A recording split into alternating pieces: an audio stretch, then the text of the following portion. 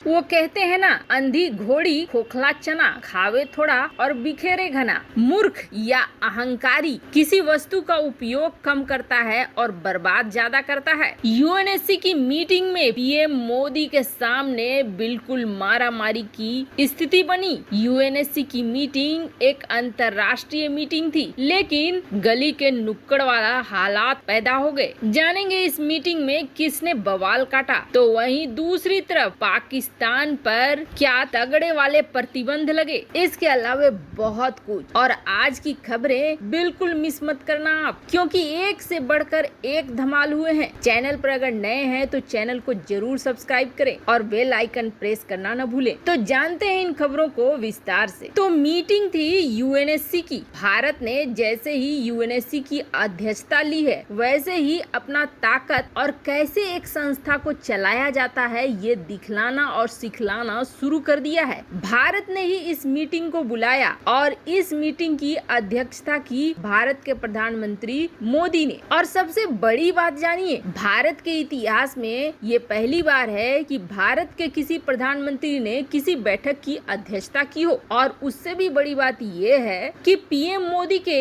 इस मीटिंग में खुद पुतिन भी आए, जो ज्यादातर ऐसी मीटिंगों से दूर रहते हैं। ये तो बिल्कुल तय था कि यूएनएससी की ये मीटिंग होने वाली है गर्मा गर्म, इसमें होगा बहस। लेकिन ये उम्मीद नहीं था कि इतने अनप्रोफेशनल हो जाएंगे दुनिया के दो बड़े देश। इस मीटिंग की शुरुआत प्रधानमंत्री मोदी ने अपने भाषण से की और उन्होंने ये कहा कि ये बैठक खास तौर पर समुद्री सुरक्षा को लेकर है और हम सारे देशों को मिलकर इस क्षेत्र में काम करना होगा। जिस तरीके से समंदर में अपराध होते हैं और असुरक्षा का माहौल है, उसको निपटने के लिए रणनीति बनानी होगी। पीएम मोदी ने इस बैठक में कहा कि आतंकवाद के लिए, पायरेसी के लिए समुद्री रास्तों का इस्तेमाल किया जा रहा है। समुद्र हमारी साझा धरोहर है। समंदर पे हक सभी का है और समुद्री मार्ग अंतर्राष्ट्रीय व्यापार की लाइफलाइन है और समंदर ही है जो हमारे इस पृथ्वी के भविष्य का भी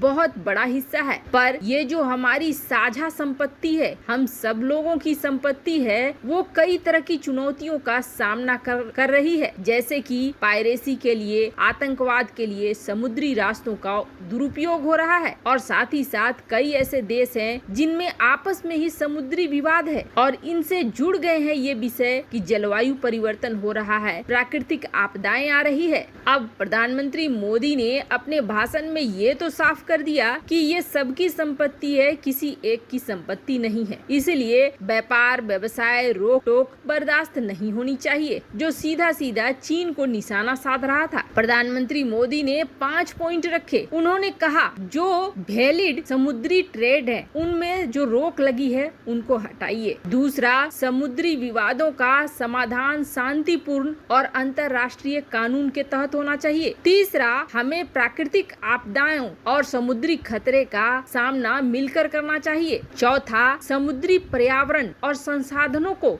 बचा कर रखना चाहिए। और पांचवा, हमें जिम्मेदारी के साथ समुद्री कनेक्टिविटी को आगे बढ़ाना चाहिए। भारत एक अस्थायी सदस्य होते हुए भी इतने अच्छे तरीके से रिप्रेजेंट कर रहा था इस मीटिंग को, लेकिन इस मीटिंग में कबाड़ा करने के लिए बैठे हुए थे चीन के प्रतिनिधि। जब अमेरिका की बारी आई तो अमेरिका ने बोलना शुरू किया और अमेरिका ने बात उठाई दक्षिण चीन सागर की, जो उठना ही था। अमेरिका और चीन ने अपने सिंग भिड़ा दिए मीटिंग में ही, और मीटिंग में ही बिल्कुल गली के नुक्कड़ की तरह बात होने लगी। अमेरिका और चीन आपस में भिड़ गए। अमेरिका ने कहा कि दक्षिण चीन सागर में गैर कानूनी समुद्री दावों के तहत चीन जो भी कदम उठाता है ये उकसाने वाले कदम है। चीन जो कुछ भी कर रहा है दक्षिण चीन सागर में, ये समुद्री नियमों और सिद्धांतों के लिए सबसे बड़ा खतरा है। हमने देखा है कि किस तरीके से दक्षिण चीन सागर में पोतों के बीच खतरनाक संघर्ष और गैर कानूनी समुद्री दावा बढ़ा रहा है चीन। आगे ब्लिंकन ने ये कहा कि अमेरिका उन कदमों को लेकर चिंतित है जो चीन करता है। चीन दूसरे के संसाधनों में अपना हक जमाने की कोशिश करता है, धमकाता है, परेशान करता है और आसपास के देशों को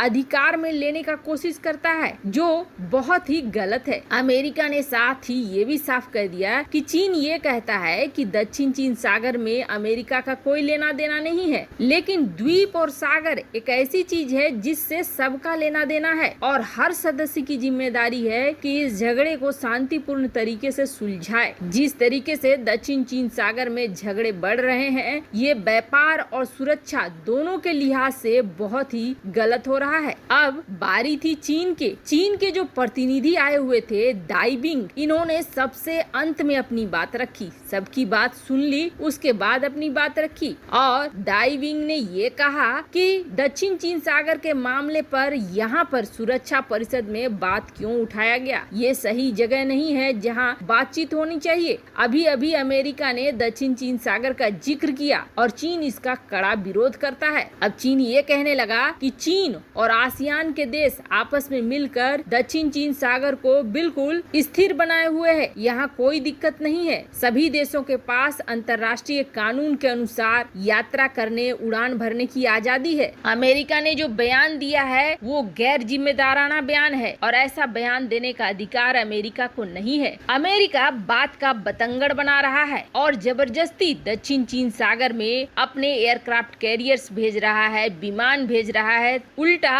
अमेरिका ही उकसाने का काम कर रहा है। उल्टा चीन ने ये कहा कि अमेरिका दक्षिण चीन सागर में शांति और स्थिरता के लिए सबसे बड़ा खतरा बन गया है। अमेरिका जो समुद्र के कानून पर संयुक्त राष्ट्र का सम्मेलन है वो हिस्सा नहीं है, तो फिर क्यों इस सम्मेलन में अपने आप को जज की तरह दिखा रहा है। ये जो लाइन से सुन रहे हैं आप, ये बिल्कुल उसी तरीके से चीन की तरफ से बोला गया है। खैर, बाद में इस मामले को शांति तक पहुंचाया गया, पर झगड़े काफी बढ़ गए इस मीटिंग में। तो वहीं दूसरी तरफ एक बड़ी वाली गाज गिरने वाली है पाकिस्तान के ऊपर, क्योंकि अब 4-5 देशों में बहुत तेजी से ट्रेंड कर रहा है ban Pakistan, sanction on Pakistan, प्रतिबंध लगाने की मांग उठ रही है। ऐसा इसलिए क्योंकि जब से कनाडा के फॉर्मर मिनिस्टर ने ये ट्वीट किया है कि अफगानिस्तान में अगर शांति चाहिए तो पाकिस्तान के ऊपर प्रतिबंध लगाने होंगे, तब से सोशल मीडिया पे ये जोर शोर से आगे बढ़ रहा है और ये कहा जा रहा है कि जल्द पाकिस्तान के ऊपर गाज गिरेगी और ये देश अब प्रतिबंध लगाना शुरू करेंगे, क्योंकि सबको पता चल गया है तालिबान को कौन बढ़ावा देता है और अफगानिस्तान में शांति नहीं है तो किसकी वजह से नहीं है। वैसे ये मामला लगातार तूल पकड़ता जा रहा है, जिसके बाद जल्द ही कार्रवाई के आसार भी बन रहे हैं और पाकिस्तान भी इस चीज को लेकर डरा हुआ है। उसे भी लग रहा है कि ऐसा ही कुछ होगा। वैसे आपको क्या लगता है, अफगानिस्तान में शांति के लिए पाकिस्तान के ऊपर प्रतिबंध लगने चाहिए? कमेंट कर अपनी राय जरूर बताएं। जल्द मिलते हैं अगले वीडियो में नई खबर के साथ।